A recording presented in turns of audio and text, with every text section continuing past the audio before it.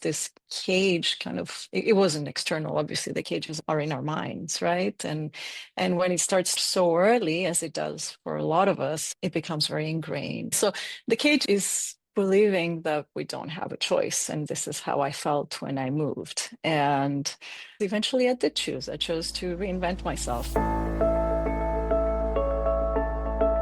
Hello and welcome to the Art of Value Whispering podcast. I'm your host, Melitta Campbell, business coach, value whisperer, and advocate for introverted female experts who want to build a business that feels natural, authentic, and impactful. Over the summer here on the show, I'm hosting the Brilliant Business Book Festival, where I'm speaking with the authors of some of my favorite business books and of those books I wish I'd read sooner. Today, I'm joined by Katia Vlachos, Reinvention coach and author of the powerful new memoir, Uncaged, A Good Girl's Journey to Reinvention. Katia grew up believing that being a good girl meant putting everyone else's needs ahead of her own. And while on the outside, she had the perfect life, a successful career, a family, and she ticked all the boxes, but on the inside, she felt caged. In her 40s, she chose to break free, reinvent her life, and start living life on her own terms. And in today's conversation, we talk about what it means to break free from your cage, how to recognize those bars that are making up your invisible cage, the fears and beliefs that keep so many ambitious women playing small, and why self-compassion is so essential to help you take those bold steps forward. If you've ever felt stuck in a pattern of people-pleasing, self-sacrifice, perfectionism, this episode will inspire you to start bending those bars and stepping into the freedom of a life and a business that feels truly your own. So let's dive in. So welcome, Katia. It's great to have you with us on the show today. It's wonderful to be here, Melitta. Thank you for having me. And we're going to dive into your book, Uncaged. And I just love the premise of this book because it's helping people step away from their good girl conditioning. Anyone that's heard my TED Talk knows that that's something I touched on in that, but I think you've got such a wonderful way of looking at that. I'm really excited to explore that because I think even when we're aware and we've taken some work on our mindset to move away from people pleasing or whatever, it still creeps in and it's not easy to maintain that. But I'd love to know, how did you come to realize that you were in a cage in the first place? So what brought you to your coaching and to write this book? Okay, I'm going to try to keep this short and concise as possible, right? And I do want to come back to what you said about, the fact that the cages are not always obvious, and we may have done all the work and it's still a journey, but we can talk about that later. My cage, well, I kind of entered the cage when I was about 4. I was born in Africa to Greek parents, and then I was raised in Greece. We moved when I was 4. And at that age, I was separated from my father, and I didn't realize the impact of that on my later life choices until I was in my early 40s. But it really did have a big impact. I became a good girl, a good Greek girl. So, G. Which meant, following the right path, not making trouble, the people pleasing that you mentioned. That was a big one. The self-sacrifice was kind of it was the ideal. I wasn't very good at it, but it was kind of something to strive towards. And of course, always putting other people's needs ahead of your own and feeling guilty and selfish and being called selfish when you don't do that. So that was very much part of my reality, and it started very early on. So this cage it wasn't external. Obviously, the cage was, I say that cages are in our minds, right? And when it starts so early, as it does for a lot of us, it becomes very ingrained. So a big part of my early path up until midlife was, cage prescribed. So I excelled at everything, checked all the boxes, I had a kind of promising career, great academic credentials, a good marriage, children, all that. And then things started crashing down when I had to move from, my dream life. I was living in LA, doing work I loved and kind of was on top of the world. And then I chose to follow my then husband to his home country, where I basically lost my professional identity for many reasons. There wasn't a way to continue what I was doing. And there's certain choices that totally changed the trajectory of our lives, and my choice to follow was that one. It goes that far back. I mean, I don't want to say it was my choice to leave the marriage or to change my professional path or whatever. It was really kind of, I had to go through the struggle, as we often do, in order to realize what was going on. So following him was kind of, going back to the cage. But anyway, so the cage is, believing that we don't have a choice. And this is how I felt when I moved. And eventually I did choose. I chose to reinvent myself. I chose to write my first book. I chose to leave my marriage. I chose to train as a coach. So, change my path, stop being, a victim of my circumstances and of the people around me. And started to design a life that was more true to me rather than, getting me validation from outside. And that's what kind of pushed me to the work I do now, to my writing, my book, Uncaged. That's the story of my journey in more detail. And the coaching work I do, which is, I help other women who are very accomplished, ambitious, but still find themselves caged in ways big and small, but are aware of that and are ready to stop, to step out of the cage, to make their own choices, to stop feeling guilty, to stop checking the boxes and actually, make their own boxes. And usually that involves reinvention, therefore the name Reinvention Coach that goes, the title Reinvention Coach that goes with my name. So yeah, I think I'll stop here. Kind of, I'm giving you a bit of a overview. Yeah, and as you were going through, I was like, I can just imagine everyone out on their walks, nodding along, walking on. Yes, yes. Oh my gosh, I can relate to so much of that. So it's interesting to see your journey and where that's taken you to once you had that courage to think differently. But you said there that you believed you didn't have a choice. And I remember in my first business, I knew that things weren't working. The money was coming, but for me, it wasn't working. I was burning out. Mm. But I didn't dare recognize that because I didn't know what else I would do. So I think there's partly in that scenario for me, it was like, yes, I didn't believe I had a choice. But then partly I was like, well, I probably did, but I didn't dare think about it because then that was just too big, And you mentioned earlier, oh, we stay small. It's like if I do something different, that's something new, it's something bigger, it means having to be bold and out there, and there was just so many things that made me scared of Mhm. like sort of breaking free. When I did, it just felt the most natural thing ever, and really I was like, why didn't I do this ages ago? Yeah. But I was Oh, wondering, yeah. when you've been working with your clients through this process, is there like a key reason why we believe we have to stay in this cage and we can't think differently, or why we don't dare to take those steps and think differently? Yeah, I mean, you talked about one of them. There's three or four key fears that keep people stuck, and I'll try to remember all of them. They'll come. One of them is fear that it's something big, and am I able to handle this? Do I have what it takes?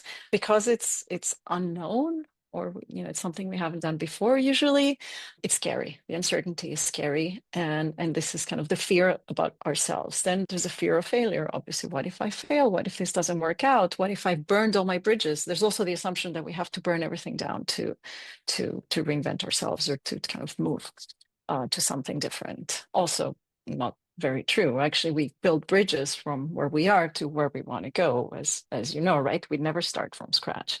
But there's this fear, okay, how am I going to get there? What am I going to leave behind? What if it fails? What if I succeed and I can't handle it? Also, again, like, what's that going to mean? Am I going to burn out? Am I going to be working day and night and not see my family? I mean, there's lots of different fears attached to success.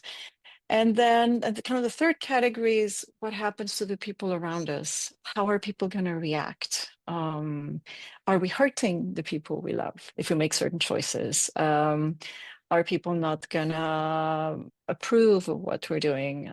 That sometimes goes very deep, because a lot of the stuff we're taught to do early on, part of the conditioning is in order to get approval and appreciation and acknowledgement, and love sometimes. So it's a big risk when you start doing things differently and people are scared of losing. the people in their lives, right? So also not necessarily true. Yes, some people will kind of naturally fall away, or not so naturally, they're not going to like it and kind of cut you out. But you will gain new people who are more aligned with who you are and the new path you've chosen. So there's so many reasons why people are kind of, hesitating and staying small. And that's why I love what I do, because it's part of my job to kind of take those down together with them one by one, right? Because it doesn't help if I just say something. It's more about realizing, okay, what assumptions am I making? What's keeping me here? Is it really that I don't feel alignment, or is it that I'm just like scared of making the bold decision? Yeah. Yeah. And I think like with the mindset work that I do with my clients, it kind of comes in layers because there are certain things that they have recognized this is a problem, but beneath that, there are so many other things that they haven't realized are a problem because they think it's the truth. It's been around for so long. So Mm, coming back to that thing, we don't believe we have a choice. It feels really real. It yeah. doesn't feel like an excuse or a fear, but it is. Um, so is that the first step for becoming uncaged as well, is to find that awareness that you are actually in a cage, that you are holding yourself back? Um, it definitely was for me. No, but yeah, seriously, that's um it like recognizing the bars on the cage is usually the first step. Just like, awareness in general is the first step to almost anything, right? And seeing, okay, what are the dimensions of my caging? What are the different aspects? Or I call them the bars in the cage, right? And starting to question the assumptions we make, or the motives behind what we do. So yes, awareness is definitely the first step. And then it's okay, what do I want instead? Like, what would that look like? And that's a tough one, because when you're used to checking boxes and following, prescribed paths and all that, whether consciously or unconsciously, when you ask yourself, what do I really want? It's like, it's very hard to answer. I had to build that up and to really kind of get quiet and listen to myself and try not to censor, because you have to censor a lot, you know, conditioning again, the voice. And I also see it with a lot of people who come to me, because it's so hard to articulate what it is that we want instead. We become very good at recognizing the cage, but the next step is kind of, okay, where do I go from here? And then having a path to get there, which is a whole other business. But yeah, definitely starts with awareness, and that's already a huge step, because so many people are in those cages that are not really conscious of how they're functioning like that. Yeah. So So what might some of those bars look like? Because maybe people are listening and they recognize that perhaps they're a bit too much of a good girl sometimes, and maybe they do a little bit of people pleasing, but they haven't quite recognized just how much of a cage that they're in. Mhm. And again, it's probably something that comes in layers, but are there any telltale things to look for, or things that you're saying to yourself that are a key indication that there's some bars to be broken down here? Mhm. Um, that's a really good question. So anything that feels off to you is potentially a bar, because when things feel off, when you have what we call in coaching dissonance, it's when you're not honoring values, right? You're not aligned with things that are important to you. So for me, that would be the red flag, or the alarm bell, or whatever you call it, to start kind of digging a bit deeper to, okay, what's happening here? Somebody asks you to do something and you say yes, but it feels really bad, or you don't feel kind of, you feel uncomfortable. Right. Okay. So what's going on here? Is it, maybe it's not the classic people pleasing, but it is a dimension. It is a layer, like you said. And there's always new layers. And I like to tell the story of, I wrote the book, and, I consider myself uncaged, and I'm about to give a talk somewhere about my book and my story. And the requirement was that I know the talk by heart. It's kind of like a TED requirement, right? So it wasn't a TED talk by far, but I had to learn it by heart. And I'm not good at learning things by heart. Like, my brain doesn't work that way. So, so I was working with a speech coach at the time, and I went there and I'm like, I need to learn this by heart. Show me how to do that. And it's like, you wrote this book? Like, why are you caging yourself with this? Like, why are you putting yourself in this box of having to do this a particular way? And I was like, oh, okay, yeah, I think you're right. So I didn't learn it by heart, right? I still gave the speech and it still went great. But it's like sometimes we take things for granted, like you said, that like without questioning, and there's subtle ways of just like holding us back. And this was a very small one, but it's just an example that you can be, you have done all the work and feel very conscious of things, and still you may be self-imposing limits, right? That don't necessarily have to be there, but we're just not asking the questions, right? Like, do I really need this? Does this really have to be this way? Yeah. Um, I love that. yeah. I hear so many people that I talk to about their marketing and their sales process and the communications in their business, and they've done it a certain way because, well, that's the way they were told to by so and so, Mhm. but then they say, to be honest, it never really felt right. It's like, well, why did you do it? And I guess the reason why is because they didn't know any other way to do it, so they did it the way that this particular expert was saying. Yeah. But yeah, it never works out. And we hear so often on this show that when you're going against your instincts, against your values, things feel hard, nothing quite works, and you just feel so depleted very quickly. But as soon as you tune into what is it that you want, what feels aligned with your vision and values, and what feels just right on the inside, then Mm. things start to flow. And I think for women, it feels like that's the place to start with. How do things feel? And we're taught that we have to be very logical and everything. Will this work out? Will I make money from this? Will I whatever? But if it feels like the right next step, then I think we owe it to ourselves to do it. But it's a bit scary to take those first steps. I had two questions based on that. What do you say to someone who is taking their first steps in bending those bars, taking their next steps, getting a little bit bolder, claiming a bit Mhm. more of themselves in their lives? And also to help them do that, do you have any like examples or perhaps from your own journey of something that they can look forward to? So once you get rid of the people pleasing, what takes its place? What's the alternative that we can look forward to? Mhm. Mhm. So very often people, when they feel caged, they'll come to me, you, and they'll say, I don't feel like myself, right? I don't recognize myself. I don't feel like I'm living my life. So there's this disconnect. And what I like to ask is, okay, when was the last time you felt like yourself? And if that's really hard, if because that might have been, I was four, that might be a little hard to go back to, is let's think of a time when you felt like fully energized, fully aligned, on top of the world, because that indicates that there's values alignment, that you're honoring what's important to you in your life. And that has to feel authentic, right? So let's look back and okay, what was happening? What were you doing? Who was there? How did that feel? Like you said, and like really connecting them to that sense of being themselves, of being aligned, of being fulfilled, whatever name works for them.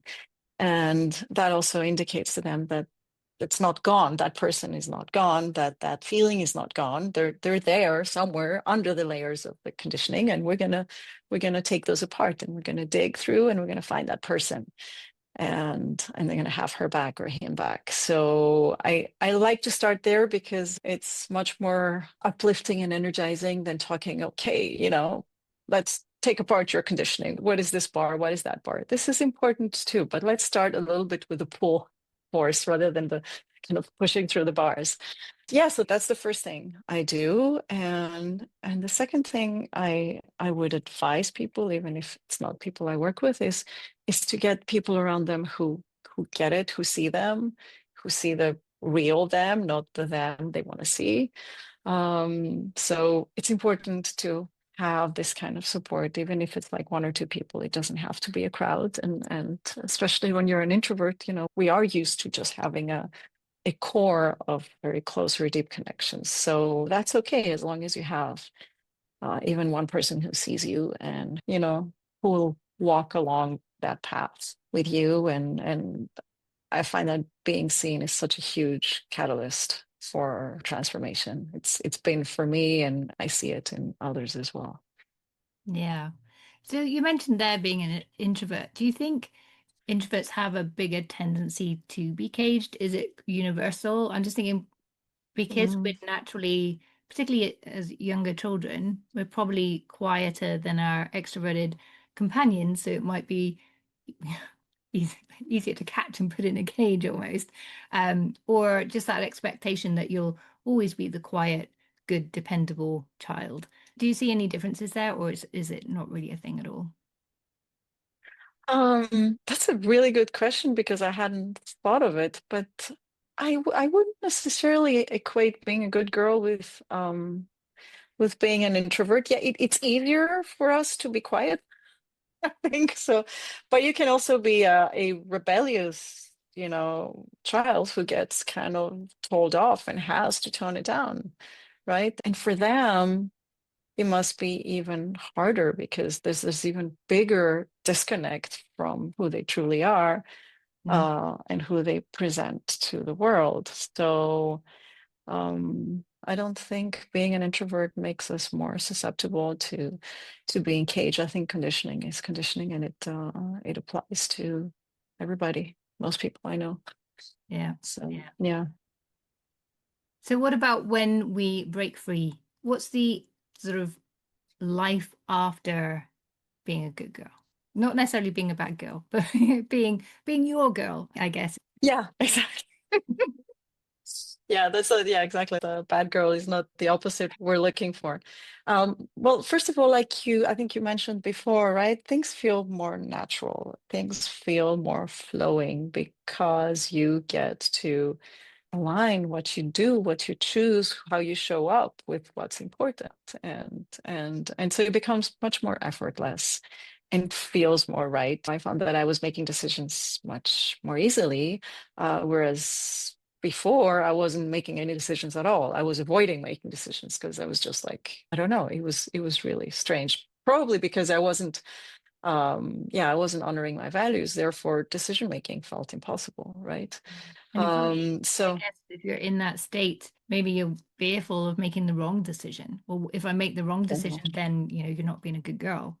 exactly, what am I losing? Am I losing appreciation and attention and love? And whereas after you break free, you kind of you know that you're going to piss some people off, and that's okay.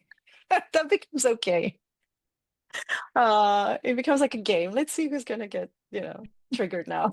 No, we're not looking for that, but it becomes more normalized, right? You understand that not everybody's gonna follow, and that's fine. So one thing, yeah, that like breaking free things feel effortless. I find that what's like really fundamental is to determine what's important and how you want to guide your life. So we do a lot of that, and also, not just the values, but also your sense of purpose, the contribution you want to make. Like we dare to think about these things because they don't feel as big and scary anymore.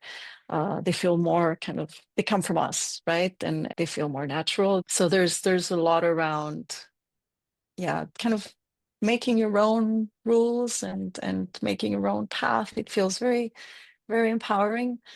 There's another part about managing the people around you. That's something I talk about a lot because it's one of the core fears, right? And using your intuition or listening to your intuition about who you want to really take with you and explain what's going on and kind of involving this process and who it's okay to leave behind. It's a sort of like social decluttering thing that's going on, right? Um, and then another part is dealing with all the what in coaching we call saboteurs, all the limiting beliefs, all the roadblocks that are going to come in your way. Because once you start making changes, once you start changing the status quo, that's when these things like to come up and be like, are you sure? What if you're making a mistake? What if you fail? What if you succeed? What if, whatever? What if you don't have what it takes? The usual. What if you disappoint your mother or, your father doesn't speak to you again?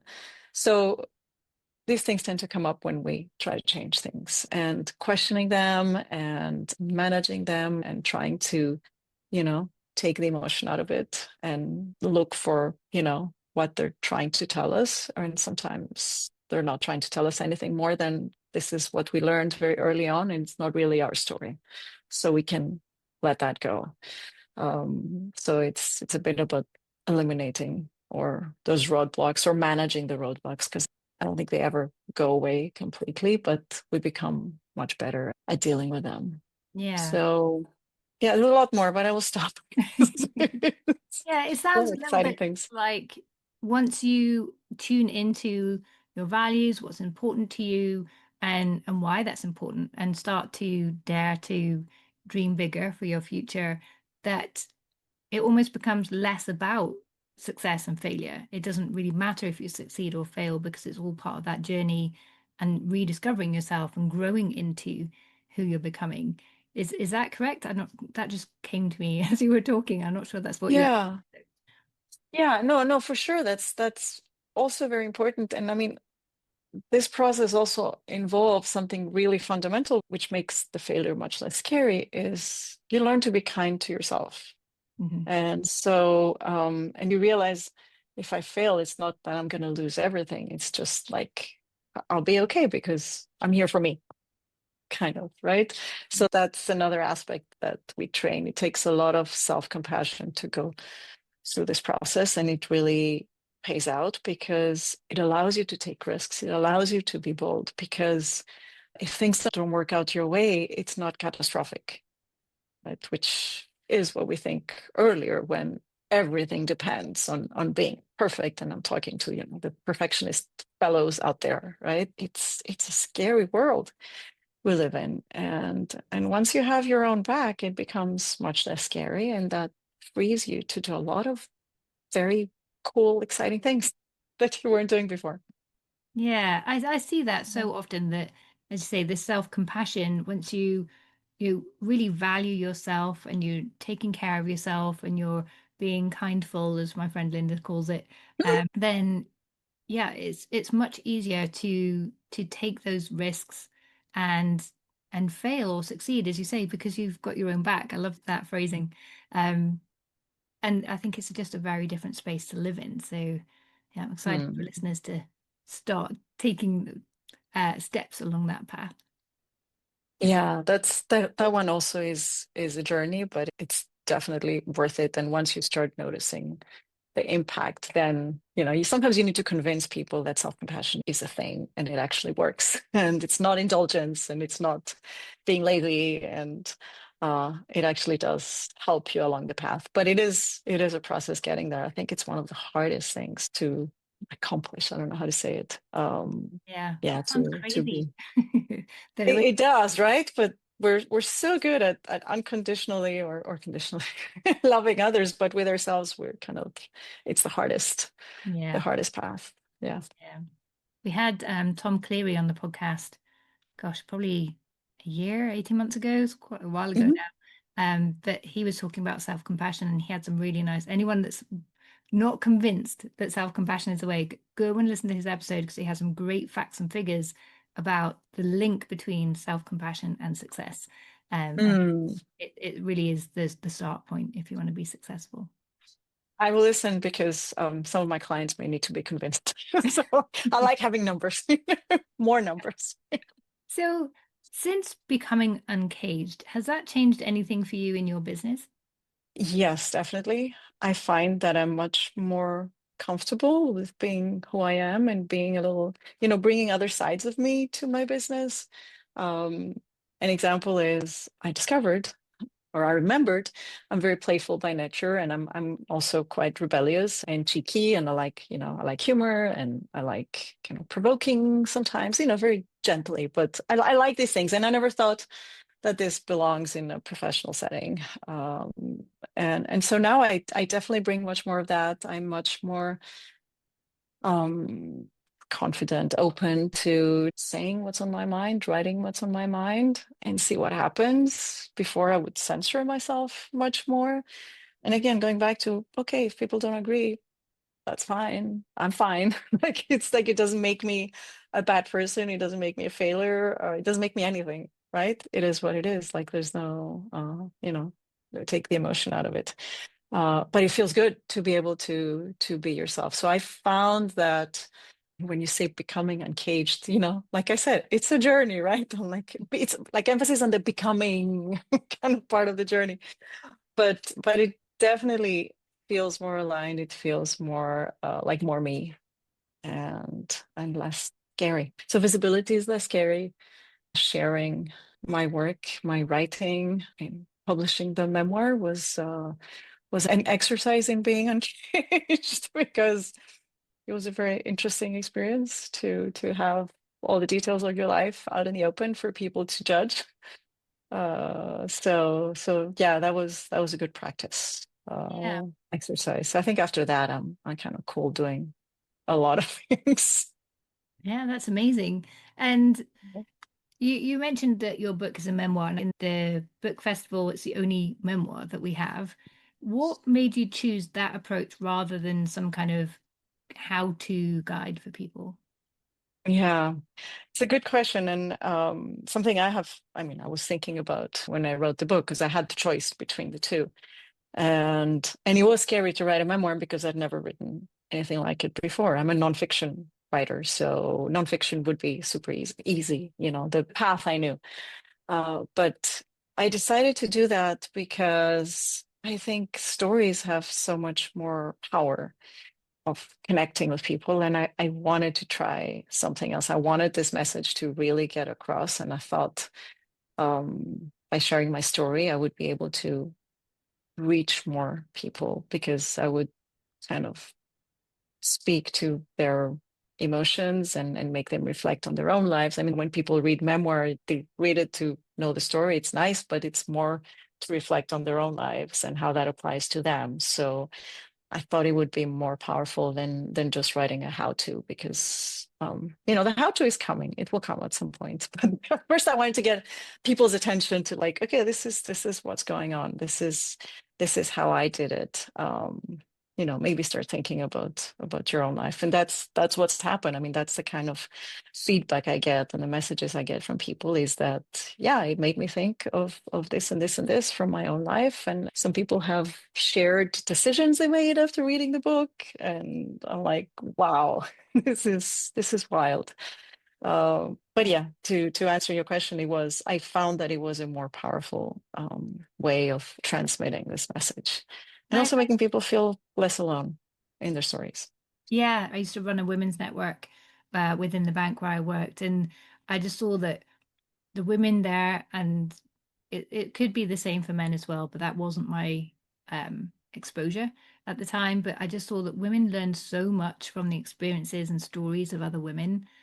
They learned and they became more open and they reflected and challenged. And it was just a very different experience when we had those kind of sessions. So we actually started to do more and more of these kind of sessions where someone, where two or three people on a panel could share their stories and therefore open the conversation. But also it was very affirming for them too. You mentioned not feeling alone, Mm, but I think it was the same for the people sharing the story, that they didn't feel alone either and felt very validated in their experiences. And also, it's just a wonderful gift to give someone those perspectives mm, and insights that you've learned the hard way, to share those with someone else, that they can make different choices in their own life as well. It's just a wonderful experience. So I'm delighted to hear it really has been as powerful as you intended.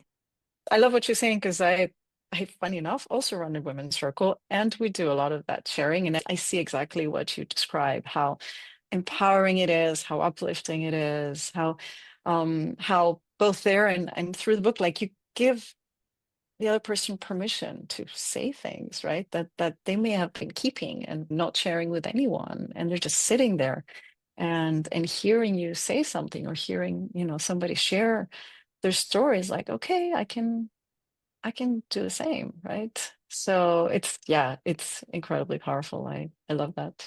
Yeah, Yeah. I love that you have the wonderful. same experience. So thank you so much for sharing part of your story with us today. Obviously, everyone can go and buy the book, Uncaged, if they want to learn more. But you also have something really awesome to share with people. If you've listened to this so far and you suspect that maybe you have a bit of the good girl that's holding you back, you've got some audios. And what did you call them? It was really cool. The Good Girl Recovery Roadmap. I love that. Audio. So this is a fun little project I thought about this summer, because it's the Good Girl Recovery Roadmap Summer Edition, because I created it on a holiday.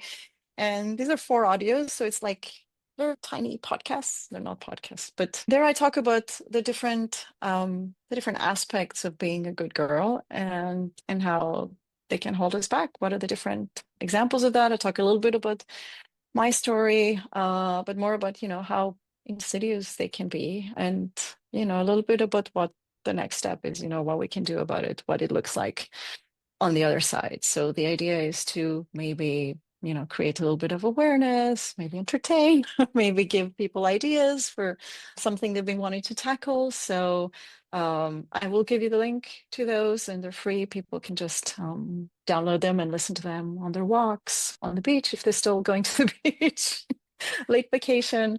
Yeah, they're very short. They're less than 10 minutes each. So. Wonderful. So we'll put the link to that in the show notes that people can find at melittacampbell.com/podcast. All the show notes are there.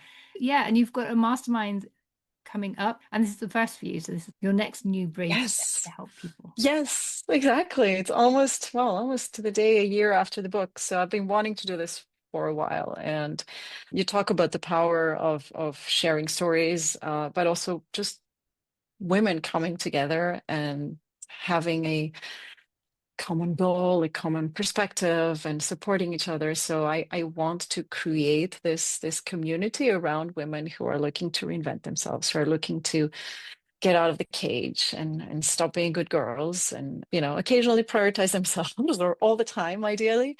So yeah, it's called the Uncaged Method, and it's coming up at the end of September. And people can find all the info on my website, and if they can follow me on LinkedIn or Instagram, I talk about it all the time. So you can't miss it. Yeah. And as I think we've both experienced, that power of like coming together with other women on the same path with the same sort of mindset is just so empowering. You can go so far on your own, but when you have the right set of women behind you, who knows? Much further. Sky's the limit. Yeah, exactly. Absolutely. So what is your website address? So it's katiavlachos.com. Instagram is katia.vlachos. LinkedIn, Katia Vlachos, my name. So very easy, as long as you can remember my Greek name.